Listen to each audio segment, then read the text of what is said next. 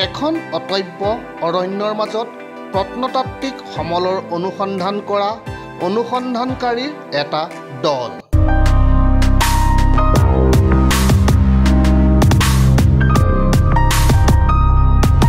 ঘন অৰণ্যৰ মাজেৰে পদব্ৰজে যাত্ৰা অনুসন্ধানকাৰী দলটোৰ।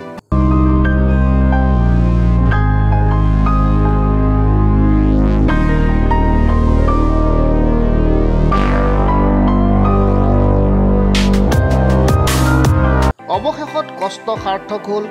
প্ৰত্নতাত্ত্বিক সমলৰ অনুসন্ধানত অভিযান চলোৱা অনুসন্ধানকাৰী দলটোৰ।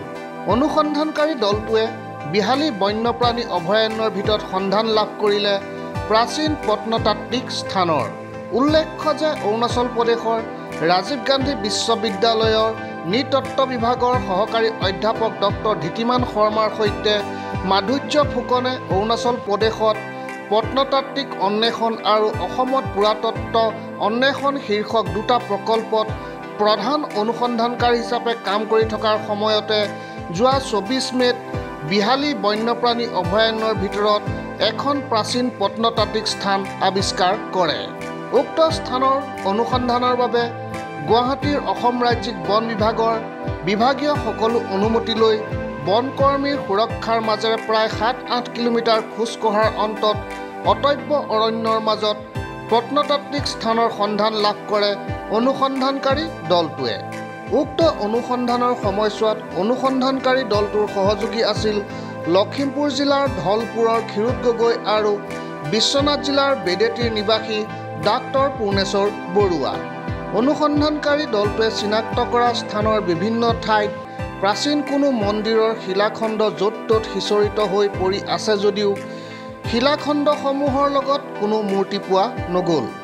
তথাপিও উক্ত স্থান কোনো হিন্দু মন্দিৰৰ যেন অনুমান কৰিছে অনুসন্ধানকাৰী দলটোৱে।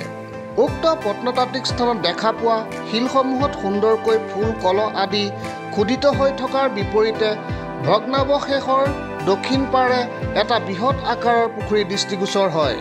পশ্চিম দিশত দুটা মৈদাম আৰু সৰু দুটা পুখুৰী থকালৈ চাই এয়া ইতিহাসৰ কোনো ৰাজকীয় বা সম্ভ্ৰান্ত ব্যক্তিৰ মৈদাম ক্ষেত্ৰ হ'ব বুলি অনুমান কৰিব পাৰি।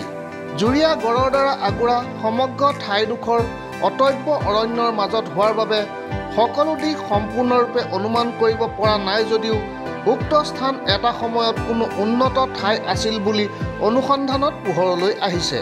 উক্ত আৱিষ্কাৰে বিহালী বন্যপ্ৰাণী অভয়াৰণ্যত ঐতিহাসিক তাৎপৰ্য যোগ কৰাই নহয়, ইয়াক সংৰক্ষণ আৰু অধিক গৱেষণা কৰাৰ প্ৰয়োজনো আহি পৰিছে। ইয়াৰ বাবে অসম ৰাজ্যিক প্ৰত্নতাত্ত্বিক পুৰাতত্ত্ব বিভাগৰ সহযোগিতাৰ হ'ব বিশেষ প্ৰয়োজন। গৱেষণাৰ কাৰণে আহিছিলোঁ। আমি আহি পেলাই আমাৰ হাতত যি তথ্য আছিলে যে মাজুল বিহালী ৱাইল্ড লাইফ চেঞ্চুৰীৰ ভিতৰত এটা ডাঙৰ এটা মৈদাম আছে। এইটো দেখা পাইছোঁ যথেষ্ট এটা ডাঙৰ যদিও মৈদামৰ ওপৰত উঠাটো মানে ভুল, তো গতিকে তথাপিও মই উঠিব চেষ্টা কৰিম, কাৰণ যিহেতু দেখাব লাগিব মৈদামটো কিমান ওখ আছে ঠাইত আছে। মৈদামটো ওপৰত মানে উঠি আহিছোঁ, যথেষ্ট ওখ হয় আৰু এইটো সেই মৈদামটো যথেষ্ট উঠিবলৈ কষ্টকৰ আৰু প্ৰায় ইয়াত 1,000ৰো বেছি ইয়াৰ মাটি আগুৰি এই মৈদামটো আছে, যথেষ্ট ডাঙৰ। লগতে ইয়াৰ কাষতে সেই ডাঙৰ এটা পুখুৰী প্ৰায় 30-40 বিঘাৰ এটা পুখুৰী আছে। কাষতে সেইফালে শৰধোৱা আৰু পেটুধোৱা পুখুৰী আমি দেখা পাইছোঁ।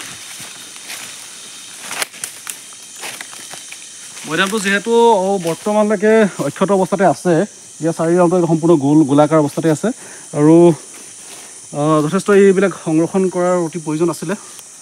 আমি আছোঁ বৰ্তমান বিহালী ৱাইল্ড লাইফ চেঞ্চুৰীৰ ভিতৰত আৰু যথেষ্ট কষ্ট কৰি প্ৰায় 10 কিলোমিটাৰ ওচৰতে আমি খোজকাঢ়ি পেলাই এটা অঞ্চল পাইছোঁহি। আৰু আপোনালোকে দেখিবলৈ পাব ইয়াত আমি যিমানটো আমাৰ হাতত তথ্য আছিলে, এটা ডাঙৰ এটা মৈদাম আছে, প্ৰায় 30 ফুটতকৈ 30-35 ফুট ওখ এটা ডাঙৰ মৈদাম। তাৰ লগতে এটা মৈদাম আছে, এইটো আমাৰ এটা সৰু পেট মৈদাম বুলি কোৱা হয়। মৈদামৰ এটা অৱশিষ্ট, লগতে এইটো প্ৰায় 30-40 বিঘাৰ এটা বৃহৎ এটা পুখুৰী আছে জংঘলৰ মাজত, আৰু তাৰ ঠিক পশ্চিম চাইডে পশ্চিমফালে এটা পেটুধোৱা বা শৰধোৱা পুখুৰী, লগতে আৰু এটা পুখুৰী। গতিকে এইটো এটা 40 বিঘাৰ পুখুৰী, লগতে এইটো সিটো 5-6 বিঘাৰ হ'ব ন পুখুৰীটো, সিমানৰ এটা পুখুৰী। লগতে আমি ইয়াত দেখা পাইছোঁ যে কিছু শিলাখণ্ড, যি ভগ্নৰ কিছু দৌলৰ অৱশিষ্ট আমি ইয়াত দেখা পাইছোঁ, যথেষ্ট মূৰ্তি আছে। আমি সেইখিনি আপোনালোকক দেখাব চেষ্টা কৰিম।